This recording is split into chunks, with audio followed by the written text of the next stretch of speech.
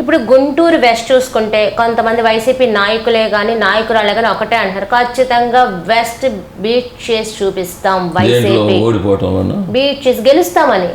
చూడండి ఎలా ఉంటుందో, బీట్ చేసి చూపిస్తాం. అయితే రాసిమ్మనండి, టీడీపీ వాళ్ళు రాసిమ్మనండి, మేము గెలుస్తాము అని అంటున్నారు. వైసీపీ నాయకులు అంటున్నారు రాసిమ్మనండి, అంటే టీడీపీ వెస్ట్ గెలిస్తే 175 గెలిచినట్టు అనేది రాసిమ్మనండి అంటున్నారు. నేను రాసిస్తాను అంటున్నాను 100%. ఎవరు ఆ మహానుభావుడు రమ్మనండి, నేను రాసిస్తాను.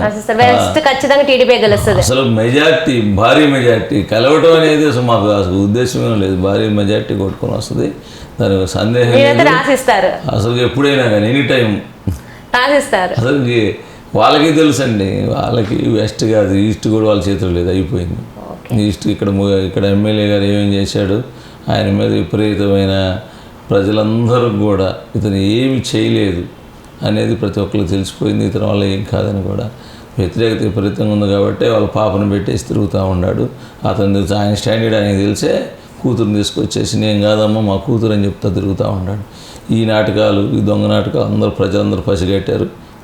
అందువల్ల ఈస్ట్ వెస్ట్ అని కదా, గుంటూరు జిల్లా 17 సీట్లు కొట్టి చూపిస్తాం. 17 ఎక్కడ ఉంది ఆయనకి?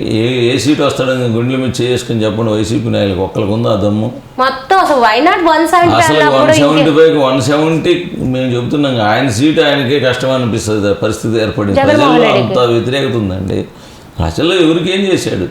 ఒక పక్క టీచర్స్, పోలీసులు డిపార్ట్మెంట్ని అసలు వాళ్ళు ఏంది చిన్నదానికి పెద్దానికి ఎవడో రాయేసుకున్నానికి పాపం ఇంటి ముందు రైతుల బొగులు వచ్చేసి కావిలు ఏ పొజిషన్లో ఎస్ఐలకు సిఐలు అనేది లేకుండా కూడా ఇళ్ళ ముందుకు వచ్చే వాళ్ళని కావాలి. వాళ్ళ పరిస్థితి చూస్తుంటే మాకు ఈ పరిస్థితి ఏంటి, ఆ డిగ్నిటీ పోయింది డిపార్ట్మెంట్కి అనేది. మరి మీరు అంటున్నారు వైసీపీ నుంచి ఇలా బెదిరింపులు కానీ సీఏలే కానీ నాయకులే కానీ కొంతమంది వ్యక్తులు కార్యకర్తలే కానీ ఇలా వస్తుంది కానీ వాళ్ళు చేయక తప్పట్లేదు అని అంటున్నారు. మరి ఇన్ని తెలిసిన లోకేష్ మరి ప్రతి ఒక్కరిది నేను నోట్ చేసుకున్న రెడ్ బుక్ ఉందని బెదిరించడం ఏంటండి? బెదిరించలేదండి, బెదిరించలేదు.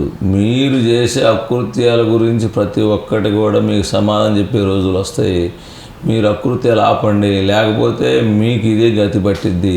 గతి పట్టకపోతే ఎట్లాగండి? చంపించుకుంటారో చంపుకుంటా పోతుంటే ప్రజాస్వామ్యంలో లీడరు నాయకుడు కాపాడాల్సిన బాధ్యత ఉంది కదా.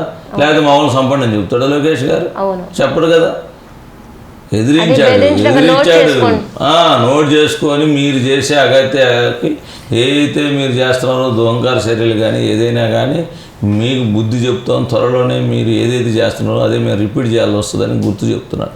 చాలా మంది ఇప్పుడు కొన్ని పదాలు వదిలేసి లోకేష్ని ఆంధ్ర జోకర్ అనడం ఇవన్నీ కూడా అంటున్నారు. జోకర్ ఏందండి? మా నాయకుడు, యువ నాయకుడు, అసలుకి ఆయన స్పీచ్ కానీ యోగాలో పాదయాత్ర మీరు ఒకసారి చూస్తున్నారు కదా. ఎంత ప్రజలు నైట్ మొన్న తెల్లారిన దాకా ఉన్నారండి కృష్ణా డిస్ట్రిక్ట్లో. తెల్లారిన దాకా ఇంకంతకన్నా ఏం చెప్పాలి. జోకర్ ఈయన జగన్మోహన్ రెడ్డి జోకర్. ఏదో నేను ఉల్లిపాయను తీసుకొని బంగాళదుంప ఎందుకు కాదు అంటున్నాడు. జోకర్ మాటలన్నీ మాట్లాడతాడు జోకర్ కాబట్టి. పరదాలు కొట్టుకోవడం ఏందండి? ఒక ముఖ్యమంత్రి వస్తుంటే ప్రజలు ఆశీర్వదించాలి, ప్రజల్లో ఐక్యం కావాలి. రాత్రిపూట వచ్చేసి బార్గేట్లు వేసి బాగున్న రోడ్లకు కూడా ముంతలు వేసి ఎమ్మడి బార్గేట్లు కట్టేయడం, పరదాలు కట్టేయడం, పరదాల చాటును బతికే స్థాయి ఇతంది. జనాల్లో మమేకమైపోయి ప్రజలు విపరీతమైన ఆదరణతో ఆ ఆదరణ చూడలేక తట్టుకోలేక కదా జైల్లో పెట్టించి ఏమి కేసులు లేకపోయినా కానీ. ఇది పూర్తిగా ప్రజలందరికీ తెలుసు, అతనికి ఇంకా బాగా తెలుసు. కోట ఆయనకి ఏదైతే కనుక మన తాడేపల్లి కోట బీటల వారే పరిస్థితి వచ్చేసింది. నాకు తెలిసి మన కేసీఆర్ సర్దుకున్నట్టు సర్దేసుకుంటాడు. సర్దుకోకే ఉంది. కేసీఆర్ అయినా ప్రతిపక్ష హోదా ఎంతో కొంత వచ్చింది, ఈయనకి ఏం లేదు. అది కూడా రాదు. అసలు 5 సీట్లు వస్తే గొప్ప. చూడండి రేపు చాలా మంది అంటే వైసీపీ టీడీపీలు అందరూ నాకు సవాలు గొప్ప.